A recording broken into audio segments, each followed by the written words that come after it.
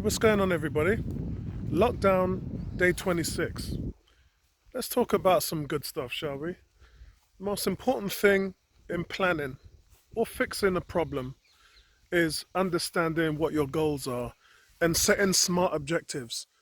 And it's not just about setting smart objectives, it's about having a means to monitor those objectives to find out whether you're actually accomplishing them. I say this because we're talking about now how people have dealt with what's going on in our world today. And it turns out, after having a look at various different things, that the six most countries that have done well in the last few months are all female led. Now, this comes across for one simple reason. We understand that there's people who are looking after themselves and they're looking after their billionaire boys club and they're looking after the top 1%, and they're trying to bring their friends and their billionaire buddies into the game who have got no experience, by the way, in many of these fields. These six women don't seem to be doing that. I'm talking about the leaders of Germany, Finland, New Zealand, Denmark, Iceland, and Belgium. All of these six leaders have shown an ability to be empathic, transparent, and show an ability to understand and learn what's going on, building up the social and economic welfare that those countries have been struggling under. This is all about preparation. That's why they're well prepared, because they've put those processes first, not last. Yeah? We're not talking about tax breaks for the billions and the trillions and all the top companies on Wall Street and all these CEOs getting bumper deals. We're not talking about that. We're talking about social welfare. And those companies, because they've put things first, which are important to the people, they have had an outstanding response to this global pandemic. And this is lessons that the UK and America simply haven't learnt. The UK, as a country, have decided to bring in a party that have given 10 years of austerity to the UK and brought the NHS to its knees. This is why you're having the results you are now. And by the way, the latest is the £20 million that we've spent on all these test kits weren't actually test kits at all. They were things that were supposed to measure whether people had already had the virus in order to have antibodies. And because the process is so inconsistent, in other words, there's no proof whether you've had the virus, whether you will have antibodies or not. It's a theory. It's not a proof. It's not proven yet. So they've spent all this money spending 20 million of our pounds on something that doesn't work. So it came into the hands of specialists. They looked at it, they tested it. And this was a no return policy, by the way, that they bought from China. You could have gone through the process and not had any antibodies. That's what they're testing. It seems that we're all different. Some people are more immune to it naturally than others. And that's a process that they're trying to understand.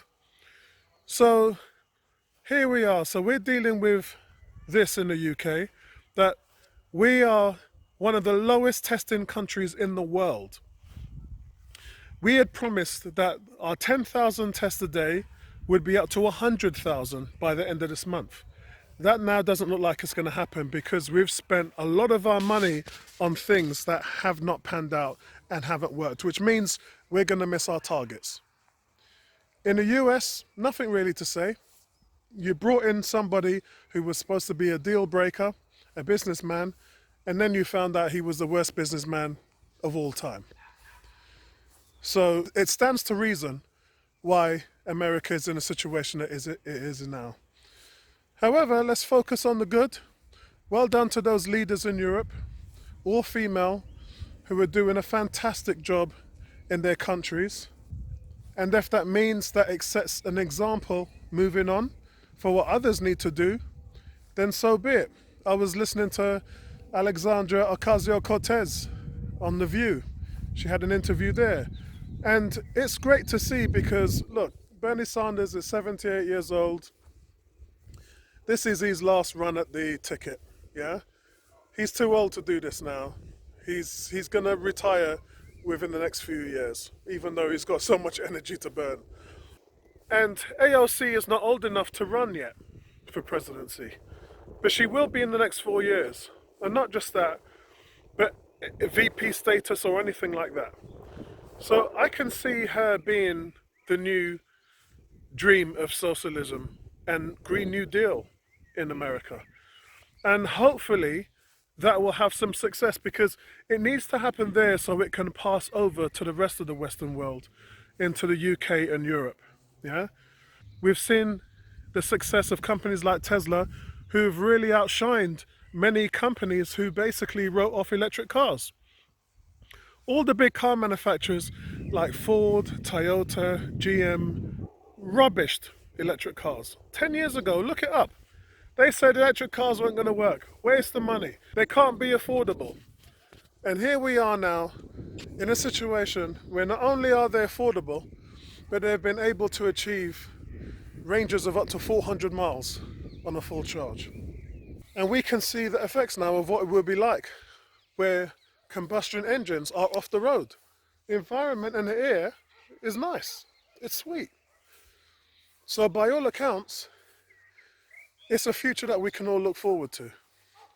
There's some other news as well in regards to Arsenal that have decided to take a 12.5% pay drop. It isn't as easy as it sounds. And remember, teams like West Ham and Southampton have already pulled the trigger on those things anyway, from the top, and some of the players, but not as a whole. And what Arsenal are doing is they're saying that they're taking this decrease in salary, but if we make the Champions League, I talked about this last week, and I laughed at it then, I'm laughing at it now. If they make the Champions League, then they'll be able to get that money back in bonuses. So all the players are in agreement. All that goes to show you is how confident they are that they can make the Champions League. 9 games to go, on an 8-game winning streak, 5 clean sheets in those last 8 games. But the running is going to be tough. The running is not going to be easy. Teams like Leicester, Wolves, Manchester City, Spurs. It's a lot of good teams that we've got to play. So by all accounts, if their confidence, if they're okay in their ability, now for me, they have an incentive. They've got an incentive to go out there and make the top 5, not 4. Because Man City are going to get rock up by getting kicked out of the Champions League next season. So guys, that's all it is today. Joining me on my walk. And you can see here, it's a really, really nice backdrop. This is just in front of my house, nice little park that I've got to get some exercises. I'm going to be doing about 2 or 3 laps today. Try and ease the mind, ease the soul, and then try and get some fresh air. So yeah, that's me guys, that's me today. I hope you guys are doing well. And you hashtag stay home, hashtag with me. Peace out people.